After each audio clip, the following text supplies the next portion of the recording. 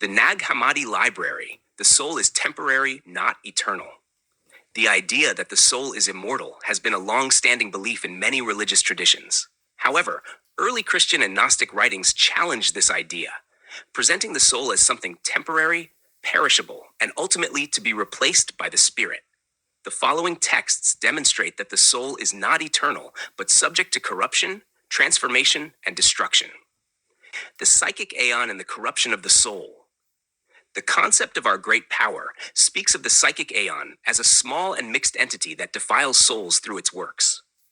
Next, the psychic Aeon. It is a small one which is mixed with bodies by begetting in the souls and defiling them.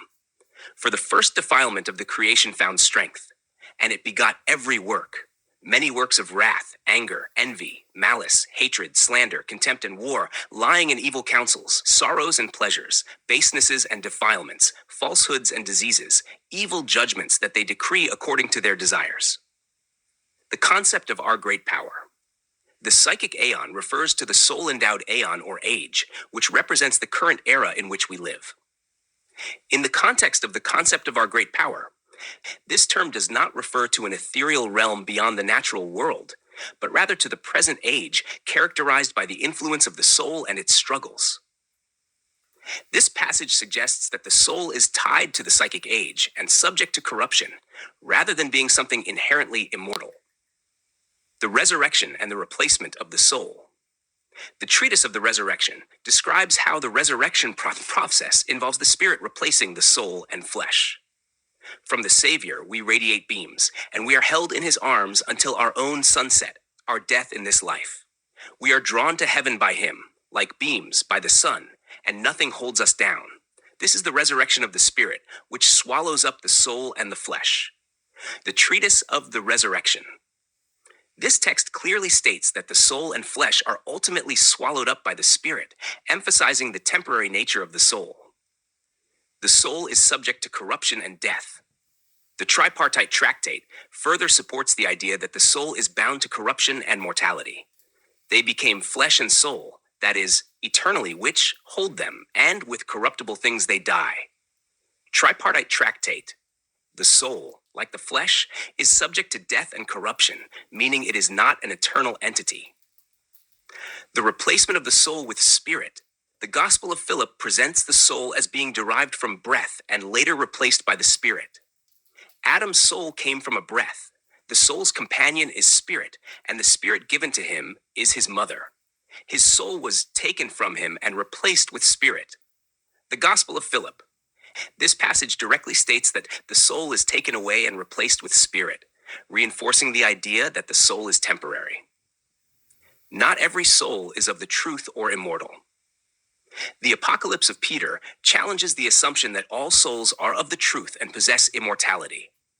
For evil cannot produce good fruit. For the place from which each of them is produces that which is like itself. For not every soul is of the truth, nor of immortality. Apocalypse of Peter.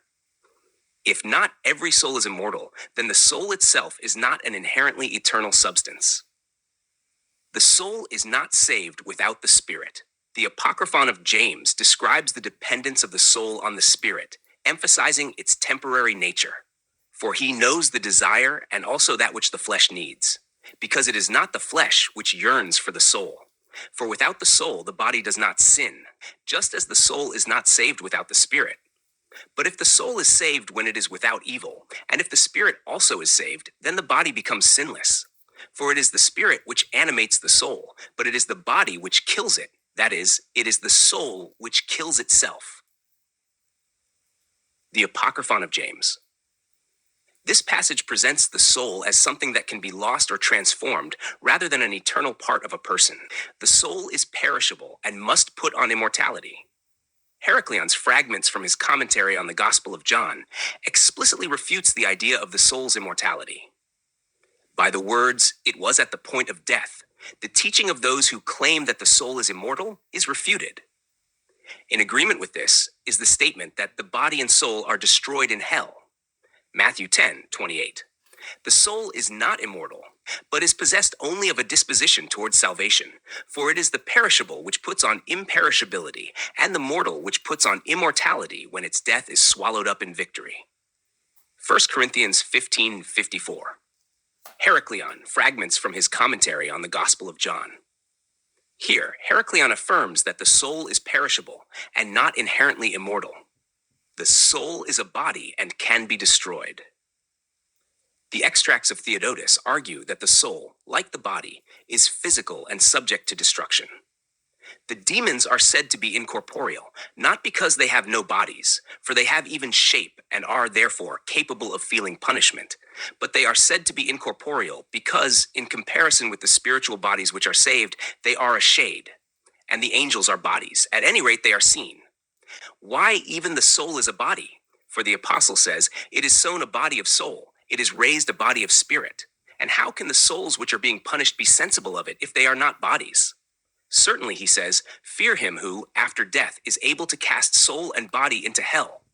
Now that which is visible is not purged by fire, but is dissolved into dust. But, from the story of Lazarus and Dives, the soul is directly shown by its possession of bodily limbs to be a body. Extracts of Theodotus 14. Theodotus not only affirms that the soul is temporary, but also that it is a physical entity rather than an immaterial essence. Conclusion. The early Christian and Gnostic texts provide overwhelming evidence that the soul is not an eternal or immortal entity.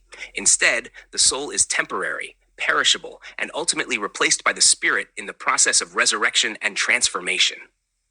These writings challenge traditional beliefs about the soul's immortality and emphasize that true salvation lies in the spirit, not in the continuation of the soul.